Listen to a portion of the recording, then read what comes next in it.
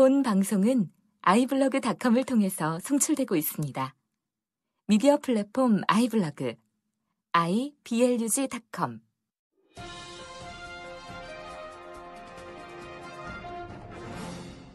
네, 청취자 여러분 안녕하십니까? 황 목사의 비밀 해제입니다. 오늘 또 다른 에피소드 가지고 우리 청취자 여러분들 만나 뵙고 있습니다. 오늘도 제 옆에는요, 우리 황 목사님 나오셨습니다. 안녕하세요. 안녕하세요. 네, 목사님, 오늘 저희 딱 부러지게 제목을 정하지 못했습니다. 못 정했죠? 예, 이게 처음에 이제 교회 권위가 이제 너무 한 곳에 집중되어 있어서. 그렇죠. 예, 이게 이제 올바로 이게 견지되지 못하고. 예. 네, 너무 이게 몰려있다. 예. 아무도 이거를 이제 여기에 대해서 이제 그걸 견제해줄 사람이 없다. 뭐 이런 얘기인데요. 예. 예, 이걸 또. 그러니까 어떤 권력 같은 거, 사람이 많이 모이면 아무래도 권력이 생기니까. 근데 그 권력이 한 군데로, 그러니까 어떤 특정인이나 특정 기구에 집중돼 있다. 뭐 이런 것들에 대해서 한번 또 그것들에 대해서 폐해가 있는지를 한번 이야기를 나눠보자. 뭐 지금 이렇게 얘기를 했는데. 네, 그런 거죠. 예, 제목을 못 정했다는 거예요. 예, 딱 한마디로 딱 들어갔으면 좋겠는데. 예. 저희들 의견이 서로 이제 맞지 않아가지고요. 예. 서로 마음에 안 들었어요, 아직은. 아마 들으시는 분들이 우리가 찰떡같이 말을 알아들으시면. 찰떡같이 알아들어 주셨으면 예. 감사하겠습니다. 예, 뭐 알아서 들으실 걸로 알고. 예. 네. 자, 우리 사례 제가 두 가지만 간단하게 얘기하고 넘어갈게요. 네, 이게 이제 그 사랑의 교회 그 오목사 그 노물 표절 문제가 있었죠. 예. 그때 이제 당회에서 이제 그 문제를 해결했었어야 되는데 웃긴 게 그 당회에 그 오중현 목사가 그쪽에 회의를 주도했습니다. 사회를 보면서 당회장이니까. 네. 네. 그 어떻게 보면은 이제 한쪽이 잘못을 했는데 네. 예, 잘못을 한 다른 그 감사팀에서 예. 이쪽을 이제 견제를 해야 되는데 그 네. 감사팀의 팀장이 또 동일인이다. 네. 예, 당사자다. 이거하고 똑같은 얘기거든요. 그렇죠. 네. 이렇게 돼가지고 나중에 장애가 나중에 이제 논문 표절은 더 이상 거론하지 않겠다. 네. 예, 이거 교인들은 이제 요즘에 그 가수들도 이제 표절 사건 한번 나오면은요. 예. 아주 그냥 나락으로 이제 굴러 떨어지죠. 그렇죠. 네, 그렇죠. 예, 그렇고 또 미국이나 교수들도 이제 표절 사건이 있으면 예. 뭐 거의 뭐 학위직 내놓고 그죠? 예. 뭐 한국 사회에도 이런 일들이 많은데 예. 교인들은 과연 이제 이 오목사의 이 표절 논란을 어떻게 볼 것인지 이게 반영이 안 됐다는 얘기예요. 그렇죠. 그 조금 전에 가수 말씀하셔서 그런데 제가 정확하게 기억은 안 나는데 8마디인가 그거만 같아도 표절이라고 한대요. 그러니까 노래가 긴데 마디수가 굉장히 긴데 8마디만 같아도 표절이라고 한다고 하는데 그때 오 목사의 그 논문 같은 경우는 노래 한 곡의 8마디 분량이 훨씬 뛰어넘거든요. 그렇죠. 그러니까 굉장히 많은 것들을 표절을 한 건데도 불구하고 사실 그 가수가 당하는 불이익이라든가 또는 당하는 어떤 그 표절에 관한 법적인 제재 심판 뭐 이런 것보다 오히려 가수들이 훨씬 심하게 당했어요. 그렇습니다. 예. 예, 아예 그냥 대중들한테. 그렇죠. 또 대중들이 또 기가 막히게 또 알아서요. 예. 네, 이거 금방 드러나기 마련이고. 네네. 근데 이상하게 그 한국 사람들은 이 표절 문제에 조금 약한 경향이 있는데요. 네. 기준이 좀 애매해서 저도 그 유학 생활을 했었지만 한국인들이 특히 표절 문제에 좀 많이 당하거든요. 근데 평소 같으면 그냥 넘어갈 수 한국에서는 쉽게 넘어갈 수 있는 문제인데. 네. 예를 들어서 이제 다른 사람의 뭐 구절을 인용할 때 자기 말로 바꿔 쓴다고 하더라도. 네. 예, 그게 이제 자기 생각이 아니고 그 사람이 얘기였으면은 이제 작은 따옴표. 네. 그 다음에 자기 얘기로 바꿔 쓴다고 해도 그 사람의 똑같은 단어를 세 가지 이상 썼을 때는 큰 따옴표. 네. 이게 명시되어 있습니다. 예. 근데 요거 아니고 그냥 자기 문제처럼 썼고 나중에 각주 없으면 바로 표절로 들어가는 거예요. 그렇죠. 네. 근데 이게 어영부영 넘어갔다는 얘기예요. 그렇죠. 예, 이거 당회 차원에서 막지 못했던 얘기입니다. 네. 그리고 또 하나가 이제 3.1교회 우리 전 목사 사건입니다. 이건 뭐. 가만있어 봐요. 잠깐만. 당회 차원에서 막지 못했다고 말하니까. 네.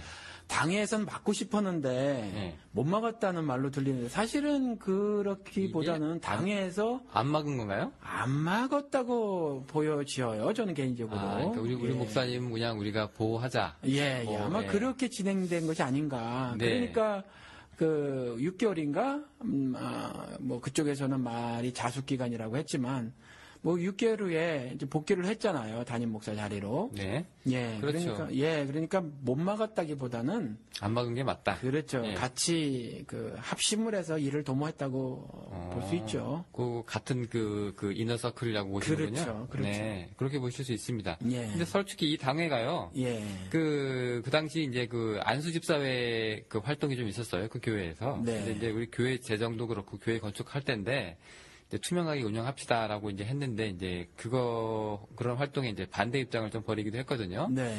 그렇게 따지면 또 목사님 말씀이 또 맞는 것 같기도 하고. 그렇죠. 그래서 네. 엄청난 조금 전에 우리 시작할 때 말씀을 나눈 것처럼 어떤 그 권력이 특정인이나 특정 기구에 집중되어 있고 또 그래서 어떤 교회의 절대적으로 중요한 문제들을 그 특정인이나 특정 기구가 결정을 해버린단 말이죠. 그래서 표주를 한 그 오목사의 거취 문제를 절대 다수의 교인이 결정하는 것이 아니라 당회라는 어떤 특정 기구가 결정을 해버린 거예요, 사실. 네. 그래서 이러한 것들을 오늘 좀 이야기를 나눠보자는 거죠. 그렇죠. 그 당회에서 이제 오 목사가 이제 사회를 했다는 것 자체에서도 당회가 그거를 이제 수용했다는 얘기거든요, 사실은. 그러니까 그거가 조금 전에 말씀하신 것처럼 굉장히 좀 말이 안 되는 상황이 사실은 벌어진 거예요. 네. 예. 그 이제 두 번째 이제 아까 말씀드리려다 만 게 이제 삼일교회 전 목사입니다. 네. 성범죄 사건은 더 이상 얘기 안 할게요. 너무 예. 많이 회자가 돼가지고. 그렇죠. 이제 그 이후 터진 게 이제 전별금 문제입니다. 예. 이게 이제 이 목사가 그동안 몰랐는데 나중에 이제 이 다른 교회로 이제 개척이라고 해야 되나요? 뭐라고 해야 되나요? 이게 다른 교회를 아무튼 이제 교회를 하나 열었죠. 열어서 이제 나갔는데 나중에 봤더니 그게 이제 13억 4,500만 원 정도가 이제 전별금 형식으로 이제 건네졌다. 이런 게 또 나중에 문제가 됐어요. 예. 근데 이게 중요한 게 뭐냐면은 이게 사전에 이제 교인들의 양해나 이제 동의를 전혀 구하지 않고 그리고 당회가 이제 그냥 순수하게 그냥 뭐 줬다 뭐 그렇게 얘기하는 거예요 지금. 네. 논의 과정에서 이제 성도들의 의견은 이제 제외됐다는 게 지금 그렇죠. 제일 큰- 철저하게 무시가 된 거죠. 네네. 이제 나중에 이제 당회에서 이제 전별금이 아니었다. 그게 아니라 이제 원래 그 항목별로 산정된 금액인데 뭐 주택이 10억이고 퇴직금이 1억이고 뭐 성중독 치료비도 1억이고 해서 뭐 이렇게 13억이 된 거다 이렇게 얘기했어요. 네. 근데 이제 액수에 지금 경중을 묻고 있는 게 아니거든요, 우리가. 그 큰 돈이 지출됐는데 아무도 모르고 있다. 예. 이런 거가 지금 문제가 되는 거잖아요. 그렇기 때문에. 근데 이 사람들이 이제 왜 그러면 교인들한테 미리 알리지 않았냐라고 이제 물어보니까 이제 하는 얘기가, 우리 원래 그렇게 했었어야 하나. 근데 교회 상황이 혼란스럽고 이 논의 과정에서 교회가 분열될 수도 있다. 그래서 이제 그런 우려로 해서 이제 의견을 묻지 못했다라고 예. 이제 해명을 했습니다.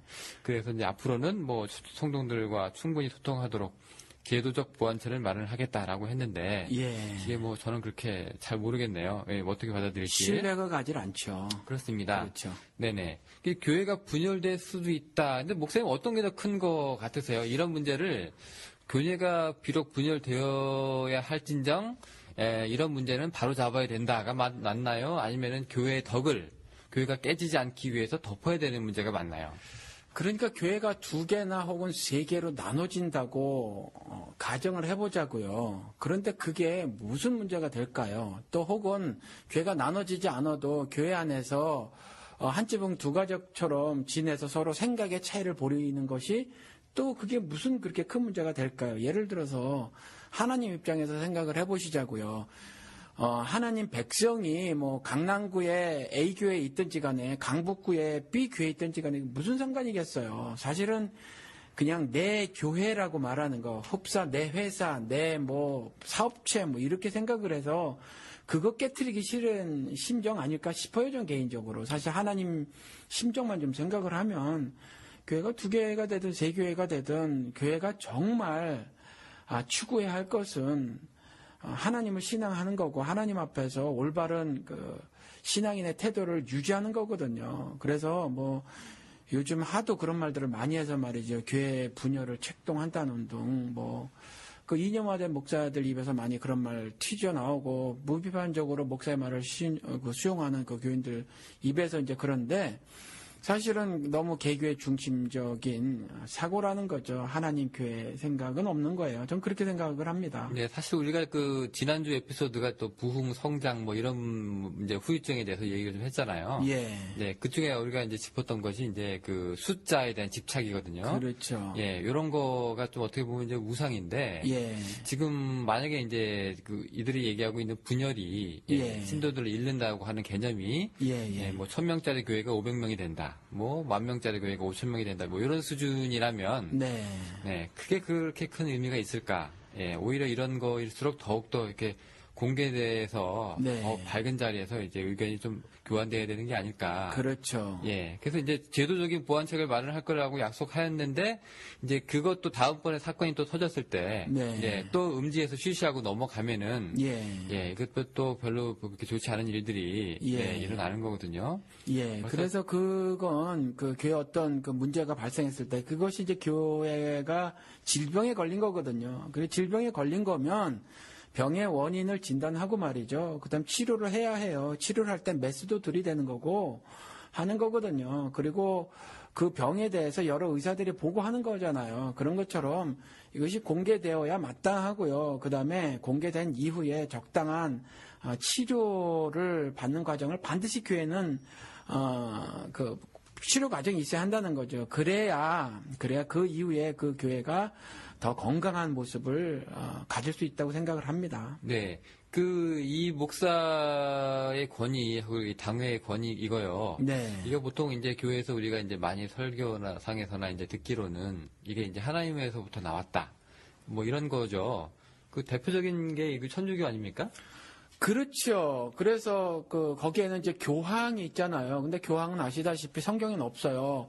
그 천주교에서는 교황이 그 베드로가 초대 교황이라고 하면서 그렇게 말을 하고 있잖아요. 베드로는 스스로 말하기를 베드로전서에도 나오는데 자기를 장로라고 소개를 하고 있지 교황이라고 소개를 하고 있지 않습니다. 그래서 교황은 천주교는 보면 이렇게 사다리형 혹은 피라미드형 어떤 권력 구조를 가지고 있는데 교황 밑에 뭐가 있죠? 교황은 이제 주교 중에 한 명인데 로마 교회 네. 주교가 교황이 되는 거죠. 그리고 교황이 임명하는 추기경이 있고 뭐 아무튼 그래요. 뭐 대주교가 있고 그다음 뭐 사제 있고 또 부제 있고 뭐 그러죠. 아무튼 이런 어떤 피라미드형 권력 구조를 갖고 있단 말이죠. 그런데 이 교황이 어떤 치리권 같은 그거를 갖고 있고요. 그다음에 입법, 사법, 행정의 모든 권한을 다 가지고 있어요. 네, 뭐 막강하죠. 예. 그리고 또 뭐 서양 천주교는 뭐 어떤지 모르겠는데 한국 천주교에서는 그 천주교 어떤 정확하게 명칭은 생각이 안 나는데 천주교 무슨 신자 협의회인가 뭐 그런 데가 뭐 있나 봐요. 근데 그 이제 이민교회에서 LA에 계신 분인데 뭐 교수께서 책을 쓰셨어요. 캐톨릭 2000이라는 책인가 아무튼 한국교회 2000인가 그런 책에서 이렇게 썼어요. 평신도들이요 병신도가 되지 말자 이렇게 주장을 하면서 참 말이 거칠었어요. 그런데 정말 피부에 와닿는 말이라는 거죠. 그런데 이분이 뭐라고 말씀하셨냐 하면 사제 우리 기독교에서 이제 목사는 더 이상 제사장이 아니라고 이미 알고 있는데 캐톨릭에서는 사제가 제사장이라고 하고 있고요. 그런데 성경에는 제사장이 지금 모든 성도들이 제사장이잖아요. 그래서 더 이상 사제가 제사장이 아니라 여러분 우리 모두가 제사장임을 알자. 그래서 병신도가 되지 말고 평신도가 되자. 이제 이렇게 말을 하는데 그분이 그 책에서 고발한 게 뭐냐면 신부가 개교회에서 캐톨릭 개교회에서 신부가 교황이 누리고 있는 그 모든 권력, 즉 그 교회의 모든 치리권과 재치권이라고 말하더라고요. 그쪽에서는. 그다음에 입법, 사법, 행정의 모든 권한을 가지고 있다 이렇게 말해요. 전 잘 모르겠어요. 진짜 그렇게 가지고 있는지는 모르겠는데 캐톨릭 신자께서 그것도 신자 무슨 협의회인가 뭐 아무튼 그 회장 나으리께서 쓰신 책에서 이제 그렇게 말씀하신 거거든요. 이와 같이 좀 제가 답변이 길었나요? 아유, 말씀하세요. 아무튼 이런 그 권력 구조를 가지고 있죠. 캐톨릭에서 아주 조직적으로 그와 같은 모습을 띠고 있어요. 네, 상명하복. 네. 예. 아예 캐스팅 보드를 조금 전에 말씀드린 것처럼 추기경의 임명도 교황이 하는 거거든요. 그러니까 뭐 절대 권력을 누리고 있다고 봐야 하죠. 네, 근데 그게 이 사람들이 이제 그 개신교에서 이제 주장하는 그 목사의 권위라든가, 예. 뭐 당의 치리권이라든가 이런 것들이 이제 뭐 보면은 이제 뭐 마태복음에 뭐 천국의 열쇠, 뭐 예. 이런 거 자물쇠, 네가 뭐 땅에서도 예. 열면 뭐 하늘에서도 열고 뭐 이런 얘기, 예. 예, 그런 거 얘기하면서 이제 뭐 이제 그런 권위가 여기 그대로 전달이 된다. 그런 예. 거다 이렇게 얘기하잖아요. 그렇죠. 그래서 교황한테는 두 가지 큰 권세가 있는데 뭐냐면 교황이 그렇게 권력을 독점적으로 향유하고 말이죠. 또 유지할 수 있는 거, 독점적 권력을 가지고 있는데도 아무런 문제점을 발생시키지 않을 수 있는 이유는 뭐냐면 캐톨릭 교리에서는 교황을 예수의 뭐 예를 들어서 뭐라고 하죠? 저도 좀 갑자기 단어 까먹었는데. 예수의 현재의 제가 대리자요? 대리자. 네네네. 예, 대리자라고 이렇게 믿고 있어요. 네. 그 다음에 또 교황의 가르침은 전혀 잘못된 것이 없다. 틀림이 없다. 그래서 교황의 무오류, 네, 무호성을 이렇게 주장을 하고 있거든요. 네네. 그러니까 당연히 예수의 대리자로 살고 있으니까 그가 어떤 말을 해도 다 예수의 말이 되는 거고, 그래서 그가 당연히 모든 행정, 사법, 입법, 그다음에 교회 모든 치리까지를 다 할 수 있는 그와 같은 권력을 독점해도 아무런 문제가 발생하지 않는 거죠. 예. 네. 네. 근데 그렇게 해서 거기서 나온 이제 우리 교단이도 개신교죠. 그렇지. 그것이 잘못됐다고 이제 튀어나온 것이 개신교예요. 네. 근데 지금 문제는 반복되고 있다는 거죠. 네. 그렇죠. 지금 이제 우리 그게 반복되고 있어요. 지금 이제 이게 개신교 뭐 교단하고 상관없이 예. 지금 뭐 이게 계속 이제 문제들이 이렇게 벌어지고 있는데요. 예. 자, 근데 일단 우리 일단 이게 지금 사고 친 분들이 이제 목사님이니까 일단 목사를 중심으로 얘기를 풀어보면은 예. 일단 목사를 먼저 견제할 사람이 누가 있을까? 우리가 이제 먼저 이제 부목사나 사역자들로 이렇게 우리 눈을 이렇게 평신도들이 돌려볼 수 있단 말이에요. 네. 근데 실제로 그럴 힘이 없어요, 그죠? 그렇죠. 법적으로, 제도적으로 그럴 힘이 전혀 없습니다. 아주 하나도 없어요. 네. 한국 교회 내에서는. 그렇습니다. 특히 그 기장 부기장의 관계가 아니라는 거죠. 네. 아닙니다. 예. 절대로. 기장이 잘못하면 부기장이 이러시면 안 됩니다라고 이렇게 해야 되는데. 네. 예, 그래서 이제 비행기가 이제 제대로 날 수 있도록 해야 되는데. 네네. 예, 이제 교회는 그렇지 못한 얘기예요. 그렇지 못하죠. 예, 목사와 부목사가 있으면 부목사가 목사를 이제 견제한다는 개념은 아니고요. 네. 예, 그냥 어떻게 보면 이게 임시직이죠. 그렇죠. 지금 솔직히 좀 냉정하게 말을 하면 최저임금도 받지 못하는 비정규직으로 살아가는 그 부목사님들도 많이 계시고, 사실은 계약 기간도 없어요. 그냥 잘리면 잘리는 거죠. 계약 기간도 없고 뭐 그런 상태로 있어요. 예, 임시직이고요. 네, 임시직이고. 네네. 좀 제 후배도 지금 부목사로 가 있는데, 네. 예, 지금 이제 뭐냐면은 이 친구는 부목사가 자기 이제 담임 목사 하기 전에 네. 이제 경험을 이제 좀 쌓고 싶어서 네. 한마디로 인턴 개념이죠. 네. 예, 그렇게 해가지고 있는 것이기 때문에 뭐 인턴이 레지던트 뭐라고 할 수 없는 것처럼, 네. 네네, 지금 그런 겁니다. 그 부목사하고 사역자들은 이제 목사 내부에서는 이제 서로 전혀 이제 견제가 이루어지지 않고, 네. 자, 그럼 이제 당회 쪽으로 이제 넘어가 보죠. 이제 당회란 예. 말을 이제 처음 들으시는 분이 있을 건데, 이게 장로교하고 이제 감리교가 이런 게 있어요. 이게 이제 뭐 세교인 25명 이상의 교인이 있는 교회에서 이제 만들 수 있는 건데, 이제 당회장이 목사님이고요. 네. 그다음에 이제 치리 장로가 이제 같이 있어요. 뭔 일 하냐면은 이제 모여가지고 교인들의 신앙이나 행위를 뭐 통찰하고, 네. 뭐 예배 성례 뭐 이 문제 뭐 의논하고, 예, 뭐 이런 얘기입니다. 예. 네, 뭐 감리교도 그런 거 있고 침례교 당회 없죠. 침례교는 당회가 없고, 침례교는 안수집사 협의회라는 것들이 보통 있죠. 그런데 당회와 성격적으로 동일하다고 보시면 별로 틀리지 않을 것 같아요. 네, 다만 이제 당회는 담임 목사가 자동적으로 당회장이 되는 건데, 네. 안수집사 협의회는 안수집사들만 모이는 거죠. 그런데 이제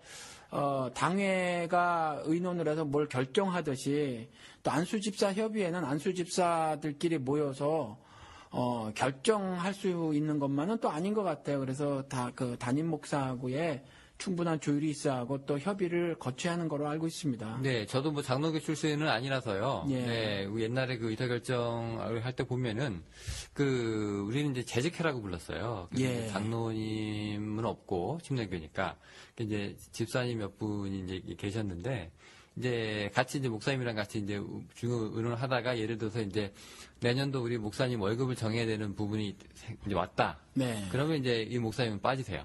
예, 목사님은 빠지시고 예, 이제 예. 나중에 이제 내 월급에 대해서 통보된 걸 나한테 알려주십시오. 뭐 네. 이러고 네, 뭐 그 정도 선입니다. 네. 네, 이제 이 정도면은 이제 뭐 이렇게 되는데 분위기가 이 목사님이 스스로 이제 자기 월급을 이제 올려달라 내려달라 말씀을 못 하시니까 네. 네, 이제 그 부분에서는 이제 집사님들한테 일임을 하고 이제 네. 빠지시는 거고요. 네. 그러나 실질적으로 이제 교회를 이끌어가는 힘은 네. 목사님의 카리스마 네. 뭐 이런 거에 있어서 많이 나오죠.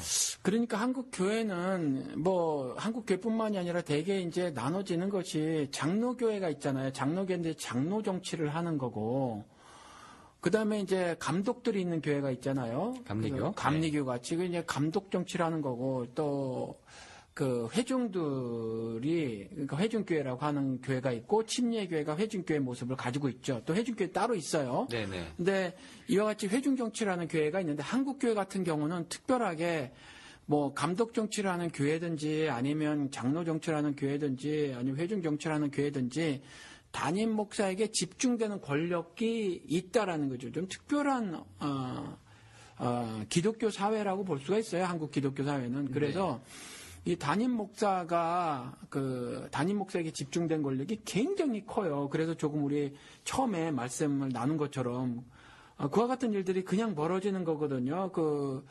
교인 절대 다수의 의견이 전혀 수렴되지 않은 채 정말 큰 일들이 그냥 결정돼 버리고 말이죠. 네, 그렇습니다. 예, 뭐 그런 일들이 벌어지고 심지어 이제 조금 전에 말씀드렸죠. 오 목사 같은 경우 자신을 다루는 문제에 자신이 들어가는 거죠. 그러니까 네네. 어마어마한 권력이라는 거예요. 네, 뭐 국정원 문제 요즘 뭐 터지고 있습니다만 네. 국정원 문제는 국정원이 이제 개혁을 하는 뭐 이런 얘기죠 지금. 예, 그런 네. 거랑 같은 얘기죠. 네, 지금 근데 사실상 이제 당의 권한 중에 하나가 네. 이게 권징이 있어요. 네. 범죄한 사람의 경우 이제 권계, 견책, 뭐 수찬 정지, 제명, 출교 뭐 이런 얘기가 있어요. 네.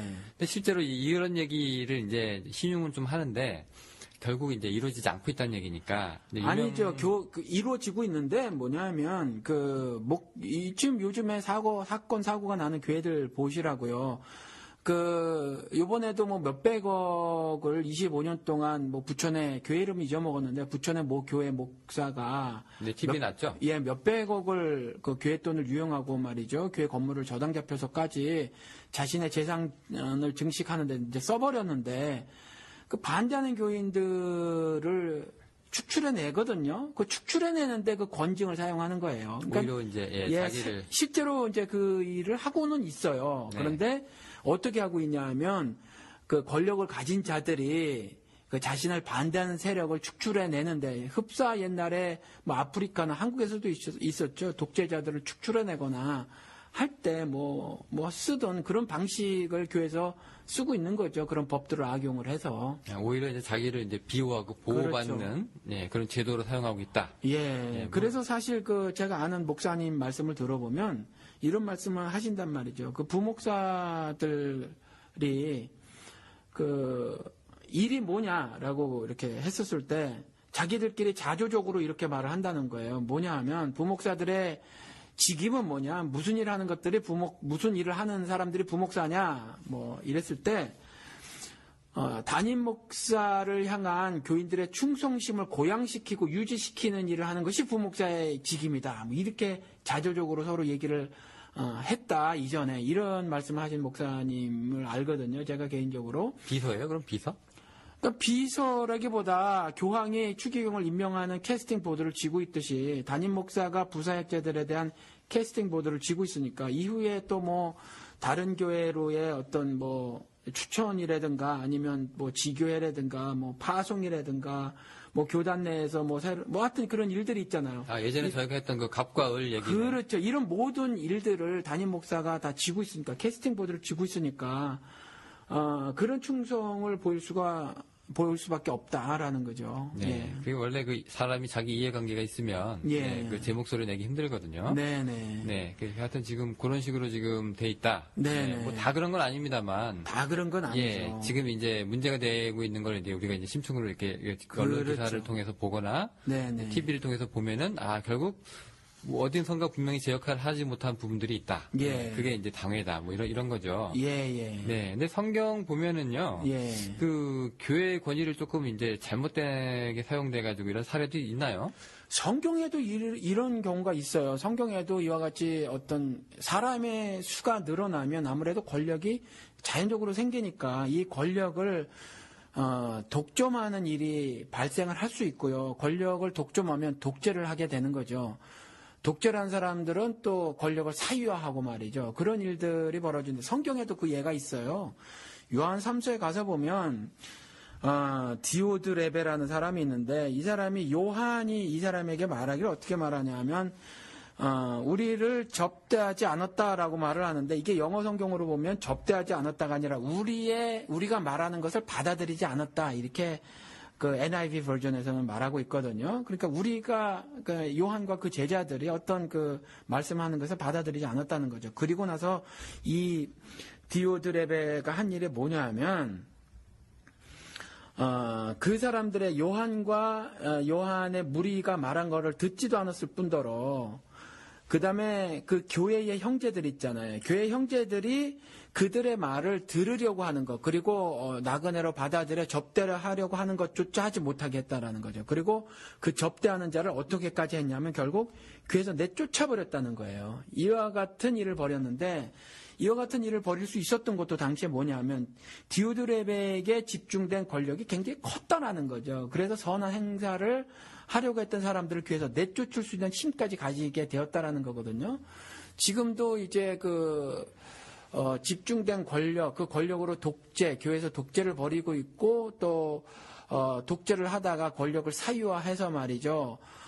뭐 자신의 재산을 증식하거나 또 아니면 아들에게 뭐 교회에 그 목사 자리를 세습하거나 하는 일들을 벌일 수 있는 건 이와 같이 요한 3서에 나온 것처럼 요한 3서의 그 디오드레베의 경우처럼 권력이 집중돼서라는 거죠. 권력이 집중돼서인데 이와 같은 일들을 좀 개선해야 하지 않을까. 이게 캐톨릭에서 이와 같은 일들이 있어서 말이죠.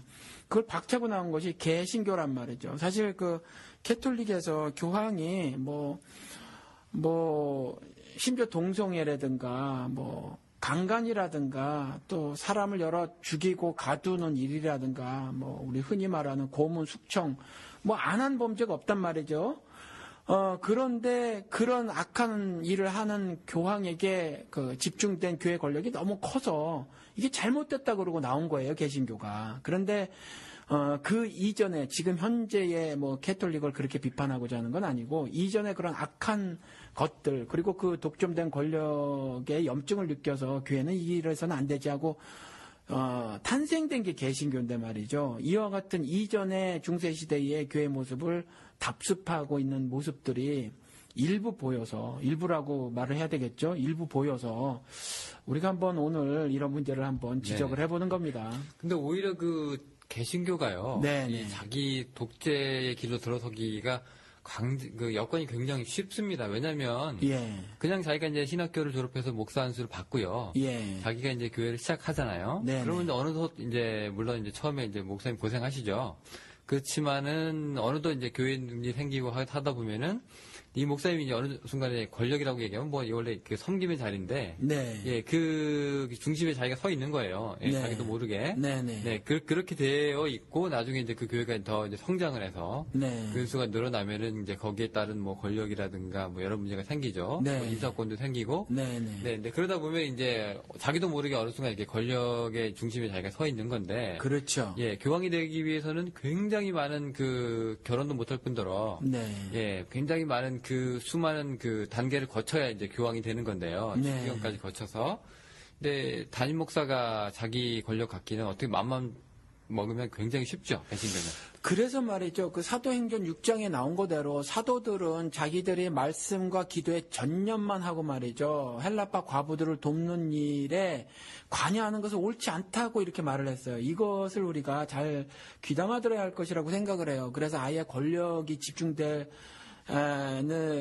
어떤 여지가 발생이 되지 못하도록 말이죠. 처음부터 그렇죠. 그 목사들 스스로가 말이죠. 그렇게 하나님 앞에서 말씀으로 깨끗해지려고 하고 말이죠. 그 권력 집중을 아예 제도적으로 막는 것들을 먼저 자신이 이제 심정적으로 그렇게 마음을 굳히고 신앙으로 그다음에 교회가 작았을 때 그것들을 제도적으로 명어로는 여기서도 정관을 바일러라고 하잖아요.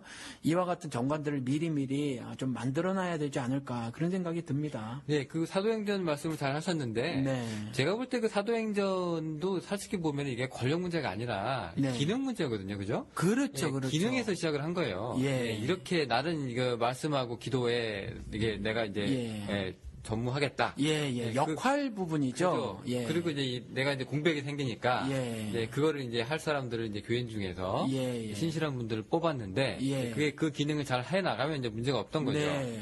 근데 그게 이제 어느 순간 이게 권력이 되는 거죠. 그렇죠. 이게 변질이죠. 예. 네, 이게 뭐 근데 좀 안타까운 말씀을 좀 드리면 네. 뭐 좀 청취자들이 오해가 없었으면 좋겠는데요. 예를 들어서 이제 오카는 목사님 말씀을 자주 한단 말이죠. 사랑의 교회가 문제가 생기고. 근데 오카는 목사님을 자꾸 지금 자꾸 그리워하고 말이죠. 뭐 오카는 목사님이 어쩌고 저쩌고 오카는 목사님 같으면 뭐 이런 말씀하는 것 자체가 사실은 신앙의 발전을 위해서 별로 좋은 일이 아니라는 생각이 들어요. 왜냐하면 저는 오카님 목사님에게 집중된 어떤 인기라든가 평판 같은 거 있잖아요. 그것도 사실은 오카는 목사님은 증거되는 것이 예수가 되게 하기 위해서 처음부터 그 일을 막았어야 하지 않을까. 물론 오카는 목사님 스스로는 그렇게 하려고 했는지 모르지만 지금 사실 오카는 목사님에게 집중되는 그 사랑의 시선들 그것이 단순히 그냥 그리워하는 사랑의 시선이면 모르는데 그것을 좀 뛰어넘는 모습을 보인단 말이죠. 그러니까 이런 것들은 사실은 오카는 목사님이 처음에 나는 기도와 말씀에 전념하고 나머지 부분들에 대해서는 이렇게 저렇게 하겠다고 하는 부분들. 예를 들어서 그때 젊은 사람들이 헬라파 과부를 도울 때 말이죠. 우리 지금 현재 교회에서는 다 예를 들어서 예산 같은 거를 신청하고 탄해서 쓰고 하는데 그때 이제 그런 모습이 아닐 거라고 추정이 된단 말이죠. 그런 것처럼 정말 오카는 목사님은 그렇게만 해나가고 나머지 부분에 대해서는 예를 들어서 교회의 외적 부분 뭐 건물을 짓거나 그밖에 다른 어떤 사역 부분에 있어서는 자신이 쏙 빠져서 정말 작은 하나의 역할 말씀 전한 역할에만 전념하는 모습이었으면 지금 이와 같이 과거 우리가 그 교회 성장에서도 그걸 노스탈자 피어리드라고 하는데 과거를 그리워하는 그러한 모습에 현재 사랑의 교회가 아니지 않을까 이런 생각을 한번 해봅니다. 그러니까 본인도 모르게 이제 자기가 이제 그 점점 이제 사람들의 관심의 대상이 되고 그렇죠. 예, 그러면 이제 스스로 그 자리에서 이제 빠져나오셨으면 더 좋았었다. 예, 그런 거죠. 깨어 있어서 자신에게 집중되는 그 사랑과 관심들 있잖아요. 바울이 이제 사도행전에서 그와 같은 일들이 우리 한번 어느 때 방송에서 얘기를 했거든요. 네, 했었죠. 예, 뭐 제우스 신전 뭐 이런 신전에 있었던 사람들이 죄다 와서 자기를 찬양하는 일이 있었을 때 막 그 역정을 내가면서 너희들이 그 집중해야 될 사람, 너희들이 보아야 할 것은 내가 아니라고 이제 역정을 내는 모습이 나온단 말이죠. 그 자리에서 뭐 옷을 찢었죠. 예, 그런 것처럼 사실은 뭐 누구나 그 목사의 4가지 범죄 중에 하나라고 이제 말을 하는데 말씀보다 인기를 좋아한다고 그 미국 사람들이 얘기하는 거예요. 나는 사람보다 파퓰러리티를 더 좋아합니다. 뭐 이렇게 하면서 목사의 4가지 범죄 중에 하나인데 이렇게 자신에게 어떤 시선이 집중되면 초반에 아예 교인이 10명, 20명 있을 때부터 끊어내가는 작업을 하는 것이 좀 물론 이제 오카는 목사님은 그러려고 아마 애쓰셨을 것이라고 봐요. 그런데 어찌됐거나 결과론적으로 그렇게 오카는 목사님을 지나치게 그리워하는 현재의 그 교인들의 모습은 결국 이와 같이 한 개인에게 어떤 그 권력, 입법, 사법, 행정적 권력은 아니더라도 영적 권력을 집중적으로 몰아주는 결과를 만드는 것이 아닌가라는 생각이 들기도 한다라는 거죠. 그것도 이제 일종의 뭐 후유증이네요. 후유증이죠. 예, 아니, 목하는 너무 목사님 많이 받다 정말 보니. 죄송하고 네. 또 목하는 목사님 사랑하시는 성도님들의 그 순수함 정말 죄송한데 우리가 좀 깨어 있어야 되지 않을까 하는 측면에서 제가 한번 말씀을 드려본 겁니다. 네네. 제가 그 비슷한 얘기를 그때 그 옛날에 그 어떤 큰 목사님에 대해서 얘기를 했더니 이제 그 목사님들 이제 두둔하시는 분들이 나무가 크면 그림자도 깁니다. 뭐 이렇게 예. 아주 좋게 넘어가셨는데 예. 네, 지금 이제 그런 이제 그 근들 얘기하는 겁니다. 예, 그렇죠. 네. 그 얘기였어요. 아유, 네. 갑자기 비유를 하셔가지고 당황했어요. 네네네. 예. 네. 그래서 지금 우리가 자 그러면 이제 사회에서도 예. 그리고 또 우리 정치도 마찬가지고 우리 또 조그마한 우리 회사라도 다 사측이 있지 않습니까? 네. 그런 게 있어가지고 이제 뭐 그런 걸 뚜렷하게 해가지고 징계하고 감봉하고 네. 그다음에 정직하고 그다음에 직위 해제하고 뭐 이런 게 다 있거든요. 네. 네. 근데 지금 같은 경우에는 이제 마음 먹고 이제 교회에서 이제 권력을 잡은 사람이 아까 말씀하신 요한 3서회 같은 경우에 이제 제어하지 못할 정도로 이런 일들을 하니까 네. 자, 그러면 이제 권위주의로 가는 걸 막기 위해서 그러면 이제 사회는 민주주의를 채택을 하고 있잖아요. 네. 독재를 막기 위해서. 네. 네, 그러면 이제 교회는 네. 어떻게 가야 되느냐? 네. 네, 일단 저희가 목사님한테 하나 궁금한 게요. 예. 자, 그러면은 가장 완벽하고 네. 가장 성서적이면서 네. 가장 그리스도의 뜻에 맞는 네. 그런 제도적 장치가 뭡니까? 이렇게 먼저 이렇게 한번 물어보고 싶습니다. 예. 있나요? 그 제도적 장치는 저는 모르겠어요. 그 완벽한 제도적 장치가 세상에는 저는 없다고 봐요. 성경에 그렇게 말을 하고 있거든요. 예수님께서 요한복음에서 내 나라는 이 세상에 있는 것이 아니라고 말씀을 하셔요. 그래서 이와 같이 완벽한 세상은 그냥 꿈에서나 이루어질 거죠. 그래서 유토피아 같은 것들을 상상으로 그려대고 말이죠. 그래서 이런 뭐 몇 시간 한다고 돼 있나요? 유토피아에서 한 30시간 한다고 돼 있나요?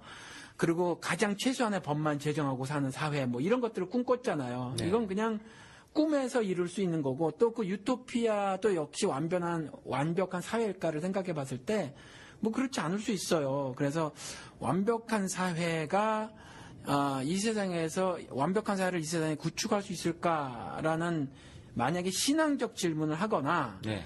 아니면 뭐 사회과학적 질문을 하면 저는 뭐 그럴 수 없다고 생각을 해요. 나중에 그것은 세상 나라가 그리스도 나라가 되는 즉 새하늘 새 땅이 이 땅에 도래하는 날 하나님이 왕으로 군림을 하셔서 하나님의 공의로우신 하나님 그 공의를 실천함에 있어서는 절대적으로 사랑으로 방식을 채택하시는 하나님 그 하나님이 다스리는 세상 그 나라에서 하나님의 그 사랑의 공의가 문화가 되고 체육이 되고 예술이 되는 그러한 나라가 아니면 완벽한 그 제도를 구축한 나라, 도덕을 구축한 나라는 아마 이 세상에서는 건설할 수 없다고 생각을 해요. 네, 우리 자본주의도 많은 이제 폐해가 나타나고 있고요. 네. 지금 뭐 공산주의도 이미 실패했다는 의견들이 좀 많이. 문 닫았죠, 공산주의. 예, 이제. 지금 북한이 좀 이렇게 중국이랑 하고 있지만. 네, 공산주의 아니에요. 네. 예, 일당 독재죠. 공산당 말고 다른 야당도 없는 일당 독재고. 그렇습니다. 예, 마르크스주의를 실천하는 국가들은 아니에요, 절대적으로. 네. 예.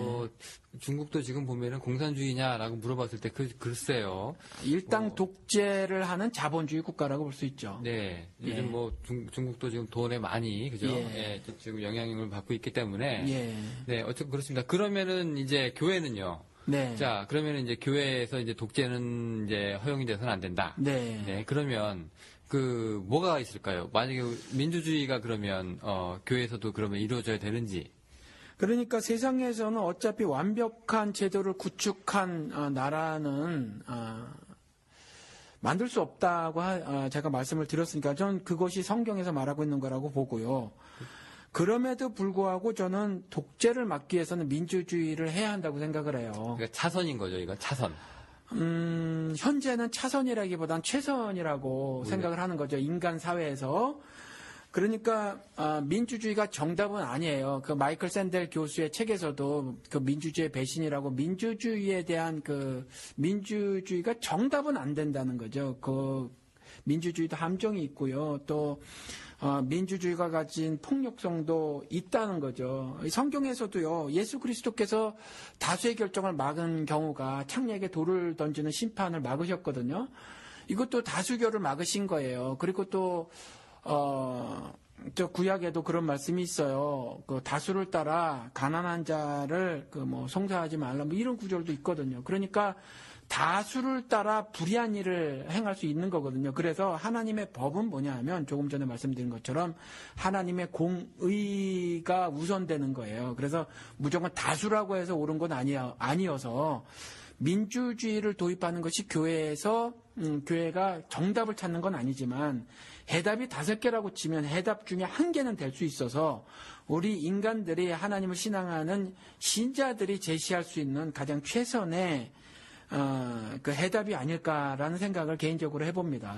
그런데 지금 현재 그 우리 교회는 이제 민주적이다라고 이제 공표하고 있는 게요. 네. 지금 장로교도 어떻게 보면 이게 민주주의의 한 방법이 이제 대의원 제도를 쓰고 있는 거거든요. 네, 네. 많은 사람들이 이제 모이지 못하니까. 네. 예, 그러니까 이제 장로든 집사든 뽑아가지고. 네. 예, 그 사람들 통해서 이제 간접적으로 지금 이제 민주주의를 실현하고 그렇죠. 있는 건데 그게 네. 좀 안 되는 거잖아요.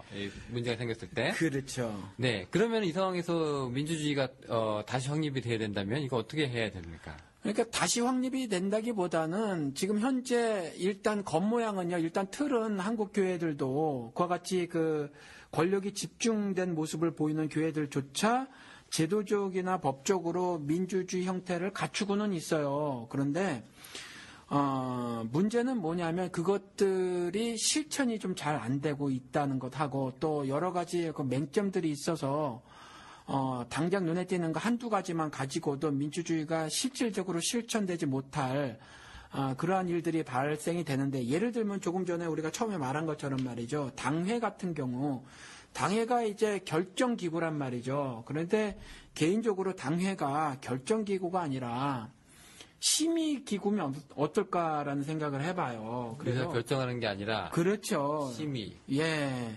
심의기구가 되지고 또 무엇보다도 중요한 건 우리가 그 전병욱 목사에게 10몇 억이요. 그 지출되는데 전혀 그 절대다수의 민주라고 하는 절대다수의 그 교인들이 몰랐었다라는 거거든요. 그런데 그러니까 그 교인들의 그 여론 수렴 과정 같은 것들이 사실 교회에 없어요.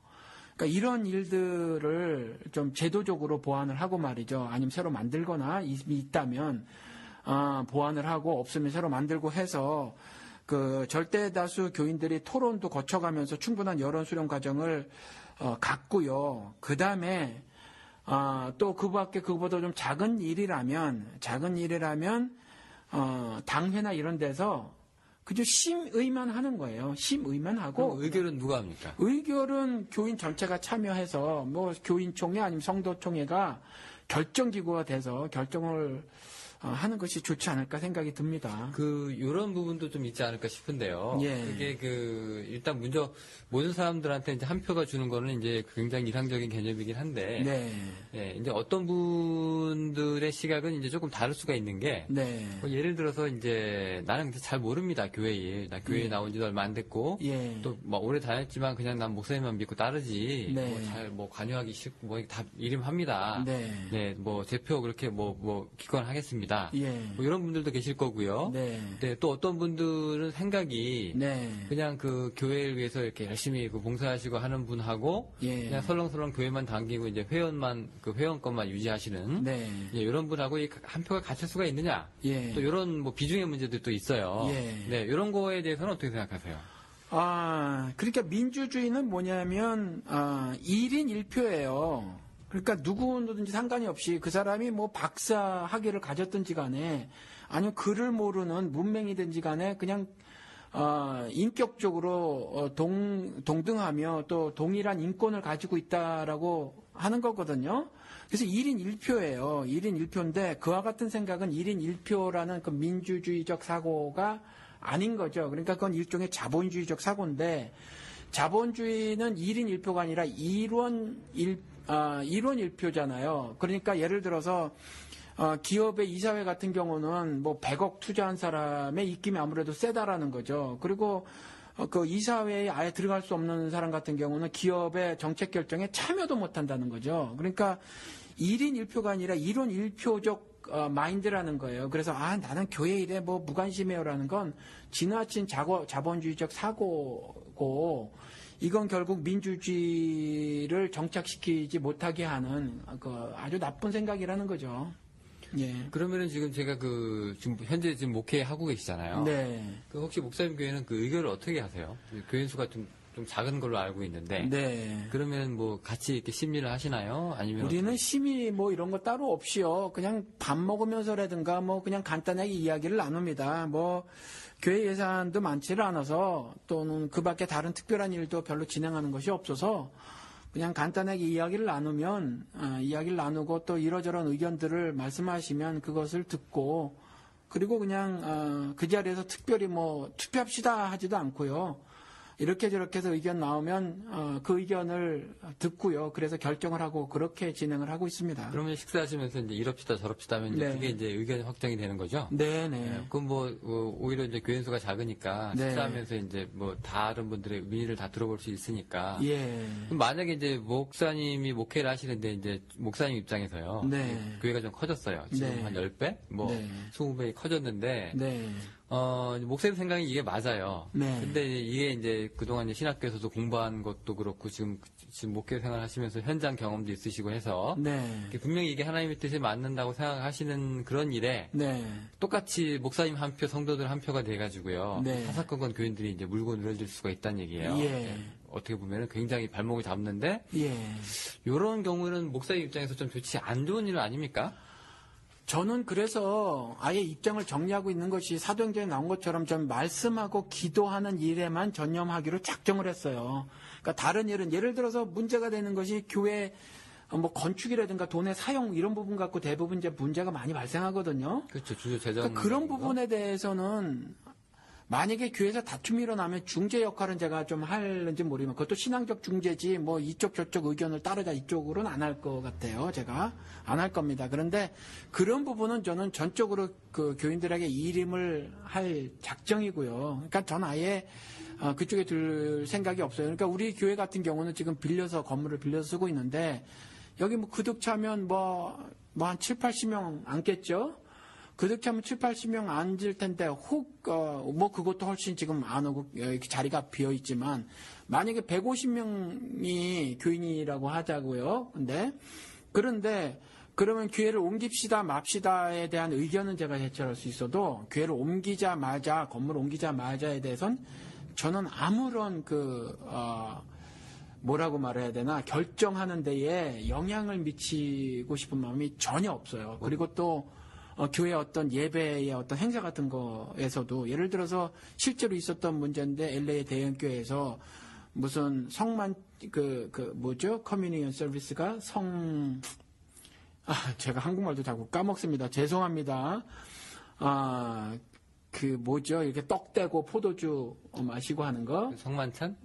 그건 예수 그리스도 성만찬이고. 예, 주의 만찬 말고. 성찬식. 예. 성찬식이라고. 죄송합니다. 신내교회에서는 이제 주의 만찬이라고 하죠. 예, 주의 만찬. 네. 성찬식에 뭐 이걸 장로가 하냐, 아니면 목사님은 목사만 해야 된다고 대판 싸움이 난 적이 있어요. 그런 부분조차라도 저는 기도하고 말씀에 전념하는 일이 아니라면 저는 지금도 그래요, 교인들에게. 누구 좀 적극적으로 나와서 그 일을 감당해라라는 거죠. 그리고 말씀 전하는 일조차도 저는 아예 돌아가면서 한 달에 한 번이라도 말씀 증거하는 일이 목사만 해야 할 일이냐라는 거죠. 그게 누구나 예수 그리스도의 증인이 되리라 하셨으니 누구나 다 말씀을 전해야 하는데 사실은 말씀 전하는 능력이 전혀 없어요. 사실 해보질 않아서 그런지 말씀을 전할 줄을 모른다는 거죠. 그래서 좀 가능한 한 더 많은 훈련과 연습을 시켜드리고 싶어요. 그래서 설교하셔라. 나와서 설교하셔라. 이전까지 평신도들이 했다고 하는 거 간증 울고불고 짜는 거 말고 말씀 연구하고 해가지고 설교하셔라. 이런 말씀들을 제가 아주 강하게 하는 편이에요. 그래서 뭐 교인이 100명이 되고 200명이 돼서 뭐 1000명이 되고 10,000명이 돼 뭐 그럴 일은 저는 아예 없을 것 같지만은 뭐 문제가 생기겠죠. 그런데 그와 같은 문제는 저는 발생하지 않으려고 봐요. 저 때문에 예를 들어 교회에서 그런 문제가 발생되더라도 저 때문에 발생될 것 같지는 않다라는 거죠. 그럼 이제 의사결정에도 이제 참여하지는 않겠다. 예. 그리고 이제 설교단도 양보할 수 있다. 그렇죠. 예, 그리고 이제 그냥 나는 그냥 성서에서 나오는 예. 이제 그런 이제 목회자가 할 수 있는 일만 하겠다. 예, 속 편합니다. 이렇게 예, 하면. 그런 거죠. 예. 그러면 이제 제가 질문을 좀 바꿨어요. 예. 그래도 이제 교회에서 최소한의 그 권위는 이제 있어야 되는 거예요. 여기서 말하는 게 권력이 아니라 네. 성서에서 나오는 것이든 하나님이 주시는 것이든 이게 그래도 최소한의 권위는 있어야 되는데 예. 그것이 어디서 나오는가? 네. 무엇이 교회를 움직이는가? 뭐 이런 문제 있어요. 네. 그러면 그 목사님은 어떻게 생각하십니까? 목사에게 최소한의 권위가 있어야 된다라는 말 자체를 저는 인정을 하질 않아요. 종놈에게 뭔 권위가 있어요. 그러니까 양도 다 예수님 양이고요. 그냥 풀 먹여라 해서 꼴이라는 풀을 먹이는 것에 불과하죠. 그래서 저는 목사에게 권위 자체가 있다고 생각을 하지 않고요. 예수 그리스도의 주되신 권위를 알려드리는 역할을 하는 거예요. 그리고 그것을 받아들이느냐 안 받아들이느냐는 성령님과 각각 개인의 관계에 따라 결정을 하는 거죠. 그것이 결정나는 거고 저는 그냥 말씀을 전하는 자의 역할만 감당을 할 뿐입니다. 네, 그 목회자의 권위는 그렇고요. 네. 그게 이제 교회의 권위를 얘기하는 거예요. 지금 말씀드린 거는. 네. 그래도 교회는 어느 방향으로 간다는 그 지침이 있고, 네. 그 인도하심을 따라서 가는 거잖아요. 네. 그럼 그 권위가 어디서 나오느냐? 네. 거죠. 그러면. 그 어떤 일을 하는 것을 구체적으로 거론하게 되면 생기는 부분 얘기를 하는 거죠. 그 부분 교인들하고 얘기를 해봤어요. 그래서 누가 선교에 대한 얘기를 꺼냈어요. 그러면 해라. 형제가 그 선교를 해라. 그럼 교회가 지원을 하겠다. 우리 얼마나 좋으냐. 지금 선교라고 나만 다니고 있는데 그럼 해라. 그럼 전적으로 지원을 해주겠다라는 거예요. 그러니까 우리 작아서 그런지 지금 그러한 부분에 대해서는 문제가 없어요. 그러니까 내가 가만히 살펴보니까 거기 선교는 아닐 것 같아. 이런 게 없다는 거죠. 그건 제가 함부로 결정할 일이 아닌 거예요. 그러니까 그밖에 예를 들어서 구제를 하자. 사도행전에 나온 것처럼 하다못해 교회의 예산 같은 경우 구제하는데 500불이 필요해요라고 하면 그 500불에 대해서 목사의 허락이 필요한가? 저는 그것도 필요하지 않다는 거죠. 교회 예산에 대해서 심의 기구가 필요하지만 그냥 결정하는 입장에 저는 있지 않고 당연히 몇몇이 구제에 대해서 꿈을 꾸고 그것을 실천하기를 소원하면 예수 그리스도의 영광을 위해서 하기를 원하면 교회 예산을 자기들이 알아보고 또 자기들 생각에 그만큼 여러 가지 사정을 돌아봐서 필요하다고 하면 자기들이 꺼냈을 수 있도록 하는 거예요.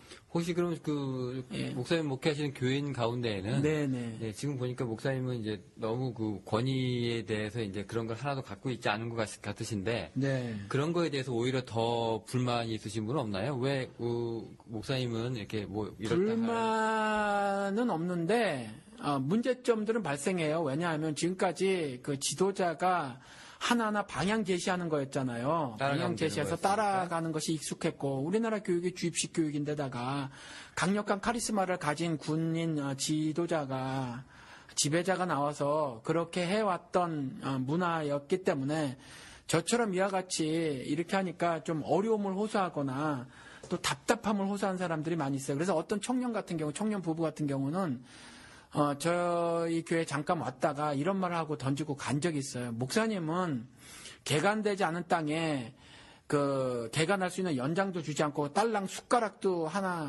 하나 주고 어떤 경우 숟가락도 안 주고 파먹으라고 하는 것 같다.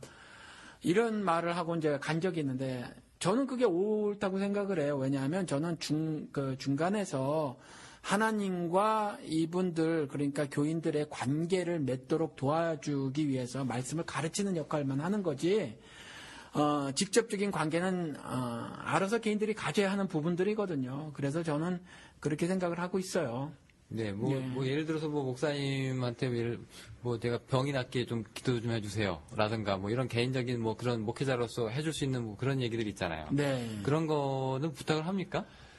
저는 설교 시간에 그런 거를 몇 번 말을 해가지고 부탁을 해오지 않아요. 근데 병 같은 경우는 이제 아예 제가 그런 쪽에 대해서 설교해서 그 질병 치료에 담겨져 있는 하늘 뜻을 알아야 한다. 마태복음 9장 같이 하나님께서 예수 그리스도께서 자신의 주 되심과 그리스도 되심을 말씀하기 위한 거였지 그 병 자체의 목적이 병 치유 자체의 목적이 아니었다고 말을 해서 그 부탁은 없는데 비즈니스 여기는 이제 사업체를 차리면 마귀의 말인 건데, 시작은 미약하으나 나중은 창대하리라고 하는 그 마귀의 말을 갖다가, 이제 갖다 걸어놔 주고 그러잖아요. 목사들이 가서 이제 기도해 주고, 또 장사가 요즘에 다 경기가 안 되니까, 기도해 달라고 하면 기도해 주고, 전 아예 못을 박았어요. 그런 기도 부탁을 하면 나는 참 괴로우니까 그런 기도 부탁은 하지 말아 달라고. 참 불편하다. 노라고 목사가 말할 수도 없고 또 그렇다고 장사 잘 되게 해주세요라는 기도하기도 신앙적으로 안 되니까 그런 부탁은 얘기하시지 말아라 라고 말씀을 드려서 이제는 그런 부탁들은 안 하세요. 네. 그런 얘기 생각나네요. 옛날에 우산장수, 소금장수 있는데, 그죠? 그렇죠. 비가 오면 우산장수가 흥하고, 예. 소금장수는 망하고, 그런 얘기. 예. 그러니까 새벽 예배 시간에 우리 잠깐 말씀을 나눴지만, 소중한 것을 식물로 바꿔버리는 데다 예레미야에 나오거든요. 그러니까 소중한 예수 그리스도, 또 예수 그리스도 십자가 대속 죽음을 먹는 것으로 맞바꿔버린 기복신앙이 지금 너무 심해요. 그래서 저는 아예, 그런 것들을 금지하고 있기 때문에 교회에서, 제 개인적인 신앙으로 저에게 그런 개인적인 부탁을 하고 있지 않습니다. 어떻게 권력 얘기하다가. 그게 왜냐면은, 이 목사님들 입장에서 이 권력 얘기가, 이 권위라고 하는 게요. 보통 영적인 권위 목사님들한테 많이 얘기하잖아요. 목사의 기도를 통해서 무슨 일이 해결되고 복받고 하는 부분들. 목사님들은 이런 걸 굉장히 나쁘게 말하면 즐기시는 거고, 좋게 말하면 목회자들한테, 성도들한테 도움이 되려고 굉장히 노력을 하시는 거거든요. 네, 근데 이런 것까지 이제 있으신지. 없으신지. 심지어 조금 전에 아까 카톨릭 평신도 협의 회장님인가 하시는 분도 이제 실질적인 제사장 역할을 하는 사제에 대해서. 사제는 우리 모두가 사제지 평신도가 병신도가 되면 안 된다라고 그렇게 말씀하고 있는데 이미 이제 우리 개신교에서는 알고 있는데 말이죠. 아직까지 목사의 손을 통해서 목사의 기도를 통해서 하나님께서 복을 전달해 주실 거다라고 하는 건 예수 그리스도께서 성소의 휘장을 가르시고 만일 제사장 제도를 확립하신 것에 대한 불순종이에요. 사실은 그 굉장히 악한 행동이죠. 악한 행동이고 예수 그리스도께서 보면 정말 자신의 십자가 대속 죽음을 되돌리고 싶을 만큼 굉장히 후회 막급하게 생각할 만큼 정말 커다란 죄악을 저지르고 있는 거예요. 사실 예수 그리스도 앞에서. 네네. 우리가 지금 대안이라고 할지요. 최선이라고 얘기하셨는데 결국 민주주의로서 이제 우리가 이제 교회에 이제 조금 제 역할을 좀 해야 된다. 그 제도가 이제 차선이다라고 이제 말씀하셨는데 최선. 네. 그런데 이제 해답은 여러 개지만 정답은 아니라는 거죠. 처음에 말씀드린 것처럼 정답은 이 세상에는 없다고 보여지고요. 해답은 5개라면 민주주의를 이식하고 그다음에 그걸 확립해 나가는 것이 그 교회 안에서의 권력 독점 그리고 독점이 만들어낸 독재 그리고 독재에 이어지는 권력의 사유화 그리고 사유화가 만들어낸 여러 가지 폐해들 교회 세습 같은 거 이런 것들을 막을 수 있는 방법일 수 있다. 최선의 방법이 현재는 민주주의가 아닌가. 그래서 세상에서도 민주주의 제도를 채택을 하고 있는 것이라고 생각을 합니다. 근데 이게 조금 민주주의라고 하는 게 이게 조금 이게 시민의식에 따라서 좀 다른데요. 그 한국 같은 경우에는 이 민주주의라고 하는 것이 어떻게 보면 나쁜 뉘앙스로 그죠? 분열이나 혼란, 그죠? 이런 싸움. 요런 거, 하나되지 못함, 요런 거를 이제 상정하는 사람들이 있어요. 근데 미국만 해도 좀 그렇진 않죠. 다양한 소리 들으니까요. 그렇죠. 그래서 민주주의가 발전된 나라들은 다양성의 모습이 보여요. 그래서, 일종의 조금 전에 지적하신 거대로 나는 교회에 그렇게 많이 관심을 두고 싶지 않아요. 라든가, 회원권이라고 말씀하신 것처럼 말이죠. 그냥 교회 하도 등록하기를 원하니까 이름이나 써내고 그냥 끝에 앉았다 가시길 원하시는 이런 분들, 회원권만 가지고 계신 이런 교인들, 이런 분들이 이제 많이 계신데 말이죠. 이런 분들의 시민 의식이 좀 고치될 필요가 사실은 있다는 거죠. 그래서 사실은 역사를 살아감에 있어서 내가 주인 의식을 갖고 살아야 하지. 내가 뭐 이름도 없는 뭐 예를 들어서 뭐 드라마 같으면 지나가는 행인 1, 2 뭐 이렇게 살면 안 되는 거거든요. 왜냐하면 그게 내 역사니까 내가 속한 공동체, 교회라는 공동체 일이고 내 삶의 일부분이니까 그와 같이 주인의식을 갖고 살아야 하는데 말이죠. 그리고 그래서 교회에서 벌어지는 모든 일들에 대해서 비판적 시각을 가지고 또 그 비판적 태도를 견지하고 말이죠. 그래서 늘상 어떤 새로운 대안들을 모색해서 제안하고 하는 일들이 사실은 교회의 발전을 위해서 필요하다라는 생각을 합니다. 네, 그 미국만 해도 뭐 시민의식 젊은 아이들, 어린 아이들한테 이제 고치시키기 위해서 그죠? 네. 학교에서도 많이 노력을 하죠. 그래요, 맞아요. 저도 여기서 아이를 셋 낳아서 키웠는데 지금 대학생들이 됐지만 어렸을 적에 보니까 말이죠. 그러니까 벌써 꽤 된 거예요. 아이들이 대학생이고 초등학교니까 초등학교 2학년, 3학년 뭐 이땐 것 같아요. 제가 아이가 셋인데 셋 다 그런 걸 했는데 이제 일종의 학교에서 어떤 프로젝트를 가지고 교육을 시킨 건데 뭐냐 하면 전부 다 데모를 하라는 거예요. 전부 다 학생에게 어떤 주제를 하나 가지고 데모를 해라. 무조건. 예, 무조건 데모를 하게 하는 거. 이게 잘못됐다라고. 근데 우리 아이가 하나가 그 친구가 이걸 했다는 거죠. 치킨 먹으면 안 된다. 그 치킨 먹으면 안 된다의 이유가 치킨이 그러니까 치킨이라고 제가 말했는데 닭.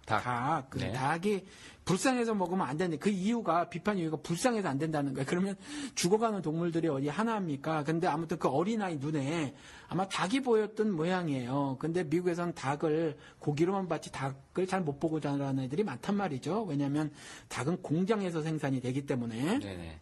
근데 아마 어떤 프로그램을 봤나 봐요, 이 어린아이가. 그래서 그거를 이렇게 피켓을 들고 이제 모든 학생들이 교회에서 시위를 하게끔 한 거예요.